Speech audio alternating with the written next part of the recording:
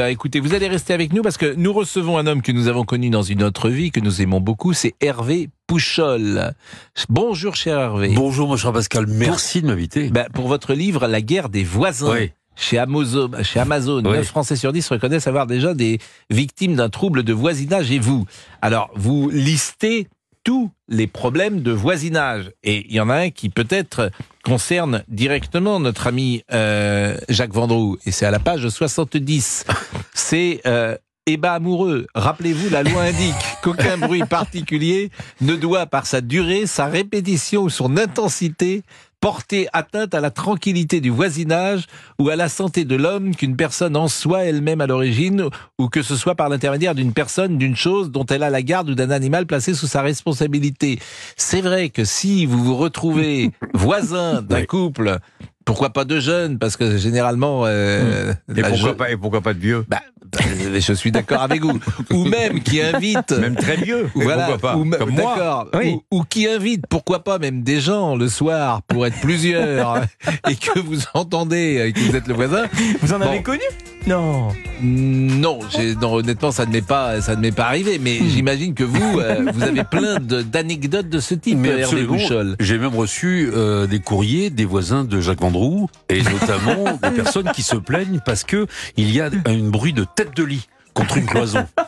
Alors je ne sais pas ce qu'il fait aux alentours de minuit, 1h du matin. Non, c'est mais en avant, tout cas, il y c'est a- bien avant. Alors, Non mais sérieusement, pour parler sérieusement, parce que votre livre c'est quoi? C'est effectivement de répertorier tous les problèmes de voisinage. Alors il faut distinguer la ville et la campagne. La ville, c'est le problème, c'est le bruit. C'est pour cette raison que très régulièrement, je dis, quand vous déplacez vos chaises et vos tables, vous posez des patins sous vos chaises, et comme ça, parce que si vous voulez, on ne se rend pas compte du bruit qu'on fait chez soi, et pour la personne qui est en dessous, c'est un tremblement de terre. Je suis d'accord avec vous. Il est 12h26, on marque une pause. Ça sera Émilie Dez à 12h30, et ensemble, c'est un merveilleux sujet, ça, les voisins. Ouais, qui est magnifique. Parce qu'on a tous des anecdotes. Restez avec nous, Jacques, parce que moi, j'aime bien quand vous êtes là. À tout de Pascal suite. Pro et vous accompagne de 11h à 13h en direct sur Europe 1. À tout de suite. 11h, 13h, Pascal Pro sur Europe 1. Bien, ce soir également, notre ami Hervé Pouchol sera sur M6 dans l'émission Arnaque, ma maison, mes voisins, mon pire cauchemar. C'est à 21h10 et c'est pour ça que vous êtes avec nous ce matin. C'est vrai qu'il y aura de la concurrence ce soir. Oui, il y aura une grosse concurrence, mais vous savez, à l'époque, sur TF1, on obtenait à peu près entre 7 et 8 millions de téléspectateurs. C'est le grand retour de la guerre des voisins sur M6 ce soir avec Julien Courbet.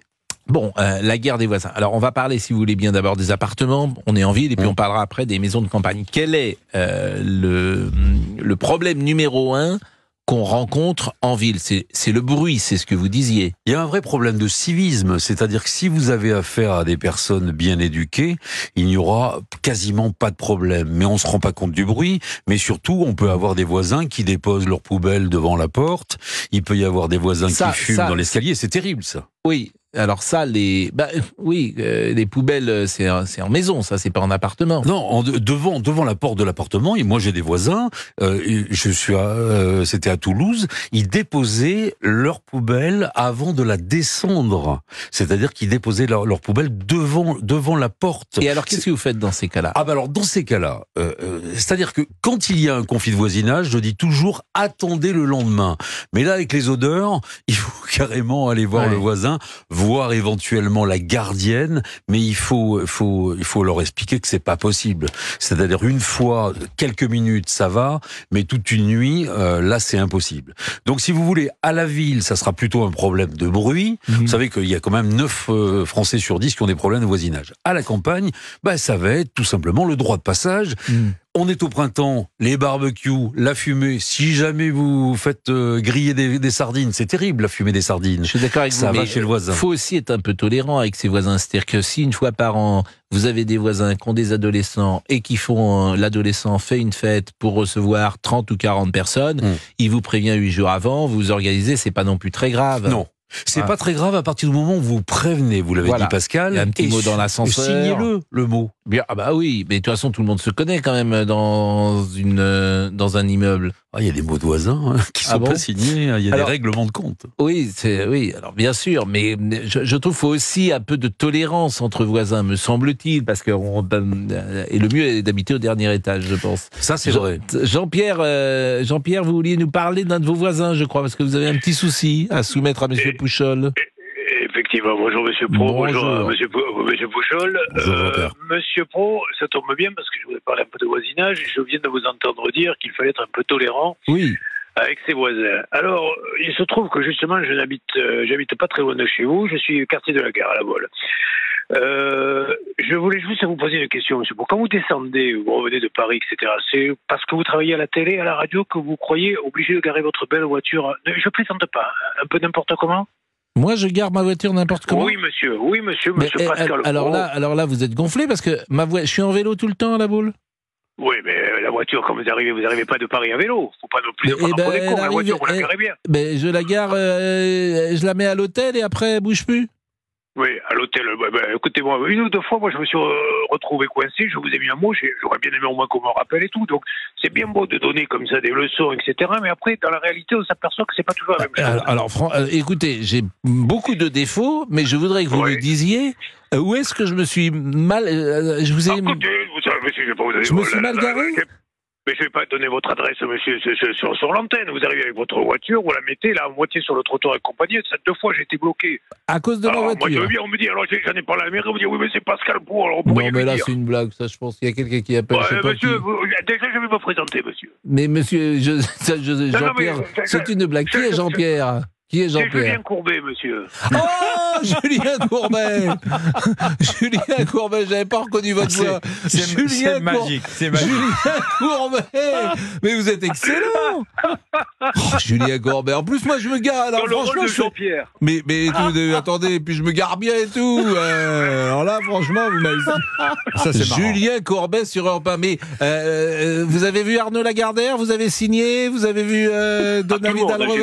Non, même, je suis remonté jusqu'au ministère de la Culture pour être avec vous. Ouais. Ah oui, non mais ça y est. Bon, et vous avez signé un contrat de combien ? Ah, là, de 5 minutes, le temps de vous parler. Bon, ben ça nous fait plaisir, Julien. Tout va bien ? Je voulais soutenir mon ami Hervé. Mais non, mais écoutez, tout va bien. Tout va bien. Mais je dis partout que vous êtes un des meilleurs animateurs, vous êtes le meilleur de votre génération. Gentil, mais c'est vrai, vous êtes tellement doué. Et ça me fait plaisir de vous parler. Et votre émission, mais là, vous n'êtes plus à l'antenne, là, à 12h36, vous avez terminé. Non. Ah oui, non, là, c'est ce soir l'émission sur M6. Bien sûr, faut pas louper, c'est sur M6. Et vous avez vu, il y a les audiences qui vont tomber jeudi. Donc ça, c'est toujours un moment important pour les radios, bien évidemment. Bon, et Bordeaux va monter ? Non. Les Girondins vont pas monter cette année. J'ai pas l'impression que. Mais alors, par contre, j'espère qu'il n'y aura pas un chassé-croisé avec Nantes. Vous en êtes où ? Non, on va se maintenir. On a gagné au Havre là ce week-end. Et puis j'aime beaucoup le combat. Souvent, on l'a dit, le combat que vous menez pour les animaux. Et ça, c'est très important, Julien. Bon. Allez, je vous embête pas plus longtemps, ça m'a fait plaisir de vous parler tous les deux. Non, merci. Mais au début, j'ai cru que c'était vrai. J'ai pas reconnu Jean-Pierre de Nantes. Vraiment, Jean-Pierre de... Vous faites plus le malin avec votre belle voiture. Là, avec votre belle voiture. Mais en plus, je suis toujours en vélo, moi, à La Baule. Donc c'est pour ça que j'étais étonné. Je suis toujours en vélo. Venez me voir. Si vous êtes le week-end du 9 juin, moi je joue là-bas au Palais des Congrès. Venez me voir. En plus, c'est le Palais Atlantia. Il est superbe. Voilà. Vous êtes dans la grande salle d'Atlantia ? Je pense. Je peux vous dire qu'il faut la remplir, la grande salle. C'est que vous avez du succès, Julien. Il y a 500 ou 600 personnes dans la grande salle. Donc, faut y aller. Non, c'est bien, je viendrai. Tiens, si je suis à La Baule, et puis vous saluerez le maire de La Baule. Ah il est parti. Le maire de La Baule qui est formidable, comme chacun sait. Oui. Monsieur Pouchol. Oui. Bon, les voisins. Donc, qu'est-ce qu'il faut dire ? Ça, vous nous avez dit, il faut attendre le lendemain. Alors, il faut attendre le lendemain et il faut être courtois. Quand vous prenez un appartement en location ou si jamais vous voulez l'acheter, faites votre petite enquête de voisinage. Ça, c'est très important. Ah oui, mais ça, c'est pas facile. Ah si. De faire l'enquête de voisinage. Il faut vraiment prendre votre temps et ne pas écouter l'agent immobilier qui va vous dire que c'est le meilleur appartement de la terre. Mais comment vous faites une enquête de voisinage? Vous allez frapper aux gens pour leur demander s'ils sont gentils? Je discute un petit peu dans la rue, je vais voir la concierge. Il n'y a plus de concierge. Je vais toquer. Ah bah de temps en temps, sinon je vais toquer. Non, il y en a de moins en moins. Il y en a de moins en moins des concierges. Hein. J'arrive vers 20h où tout le monde est là et puis très gentiment je me présente. Voilà, je suis peut-être votre futur voisin. À la campagne, pareil. Présentez-vous, faites un petit pot. Comme ça, invitez vos voisins et je vous assure que vous n'aurez pas de problème. Les travaux, est-ce qu'on a le droit de faire des travaux, par exemple le samedi et le dimanche? Là, il peut avoir une forme de tolérance. Quelqu'un qui bosse du lundi au vendredi, tu sais que il doit monter sa bibliothèque, il l'a acheté chez Ikea et ce samedi-là, Ikea ou une autre marque d'ailleurs, et puis il va la monter. Est-ce que, au nom du bien vivre ensemble, tu lui dis, ou vous lui dites, oui, il n'y a pas de problème, pendant 4 heures, ça va faire du bruit, des perceuses, etc. Mais bon, c'est la vie. Il y a un problème de voisinage à partir du moment où il n'y a plus de dialogue. Il faut impérativement c'est quoi la loi parler. Pour les travaux? Alors, vous savez que je ne suis pas avocat, Pascal, mais ce que je peux vous dire, c'est que il suffit tout simplement, tout simplement d'aller voir votre voisin et de dire la perceuse, ok, mais de telle heure à telle heure, essayez de vous entendre. Par exemple, l'horaire de tonte, ça c'est précis. Si en semaine, pour permettre notamment aux équipes municipales d'œuvrer, la tonte peut démarrer à 8h du matin, cet horaire se décale à 9h le samedi et souvent 10h le dimanche et les jours fériés. Ça c'est horrible parce que ça m'arrive régulièrement. Je suis chez mon amoureuse. Je ne dirai pas où. Donc on est tranquille dans la piscine, dans le jardin, dans le jardin, je veux dire, dans le jacuzzi, et évidemment il y a le voisin qui est en train de tondre sa pelouse tout le samedi. Et là ton samedi est fichu. À ce point-là. C'est galère. Non, il a raison, c'est galère. C'est une galère. C'est galère. C'est galère. Si jamais il taille ça haie, c'est plutôt pas mal pour vous, hein. S'il taille ça haie, mais ça fait énormément de bruit. Non, mais encore une fois, parlez-vous avec votre voisin. Oui, parlez-vous de quoi? Qu'est-ce que vous allez dire à quelqu'un? Il va dire, je tombe ma pelouse. Eh bien, vous lui demandez d'abord de changer de tondeuse si elle fait trop de bruit visiblement. Vous savez que vous avez des tondeuses silencieuses. Et si sa femme n'est pas aimable, on lui dit de changer de femme. Vous l'invitez à déjeuner, sa femme. Si elle crie ou n'importe quoi. Bon, exhibitionniste, votre voisin apprécie de se promener nu et cette vue vous dérange, notamment parce que vos enfants peuvent tomber malencontreusement sur ses performances exhibitionnistes. Sachez en premier lieu que l'exhibition sexuelle imposée à la vue d'autrui dans un lieu accessible au regard du public est punie d'1 an d'emprisonnement et de 15 000 € d'amende. Mais là, on voit personne. Hein. Ton voisin, tu le vois pas. Les murs sont pas transparents. Comment veux-tu voir ton voisin nu? Si par exemple, tu le vois en face, c'est plus ton voisin. Si vous habitez dans ton immeuble. Un bâtiment, par exemple, à l'extérieur et qu'il y a une maison avec une piscine, justement, et que la personne est en train de bronzer. Moi, je regarde. Si vous êtes tout nu, vous, dans la piscine, par exemple, 15 000 €. Il faut faire attention. On n'avez pas le droit de bronzer nu au bord de votre piscine, surtout si vos voisins vous regardent. Bon, WC, bruit de chasse d'eau. Est-ce que la nuit, quand vous vous levez, c'est sympa. On a tous. Est-ce que vous tirez la chasse d'eau la nuit quand vous vous levez? Alors moi oui, je le fais très régulièrement, mais vous pouvez aller dans le lavabo comme ça, c'est plus pratique. Ou sous la douche. Mais vous évitez de faire du bruit. Vous avez eu des soucis vous avec vos voisins, sérieusement, Jacques, dans votre vie? Non, honnêtement non. Vous avez habité dans combien? 25 appartements peut-être? Je sais pas, non. Une dizaine d'appartements. C'est ça. Depuis, je suis sûr que ça doit être plus que ça en 50 ans. Non? Enfin, j'ai 76 ans. Oui, j'ai changé beaucoup. J'ai changé beaucoup. Mais j'ai jamais une grosse galère. Franchement. Jamais. Bon, dans l'immeuble où je suis là, de toute façon, je suis le plus jeune. Donc, mais c'est un EHPAD. J'ai 76 ans, je suis le plus jeune dans l'immeuble où je suis. Vous le plus jeune. Lui, il a des gros soucis de voisinage. Ah oui. Mais il a des fantômes. Quand on a un fantôme au-dessus de chez soi. Et comment on fait? C'est-à-dire que vous avez un vrai fantôme au-dessus de chez vous? Oui. Ah, je pense. Non, mais en réalité, il y a un Airbnb au-dessus de chez moi. Ah! Ça, c'est un sujet. Alors ça, c'est un vrai problème. Ah, voilà. C'est un vrai problème parce que vos voisins changent toutes les semaines. Et là, effectivement, vous avez les jeunes. J'avais l'exemple d'une dame qui nous a appelés et qui était voisine d'une maison, justement, avec piscine, qui était en Airbnb. Alors, il y avait des jeunes qui se cotisaient pour louer la maison et c'était la fiesta tous les week-ends. C'était épouvantable. Et donc, il y a eu des plaintes et du coup, la dame a vendu sa maison et maintenant, elle a retrouvé de bons voisins. En fait, si vous voulez que ça soit la ville et à la campagne, c'est quand même très important. À partir du moment où vous vous présentez, ça a l'air d'être tout bête comme ça, mais essayez d'établir de bonnes relations pour éviter d'avoir des conflits par la suite, parce que vous allez vous rendre malade. Et ça, c'est pas bien.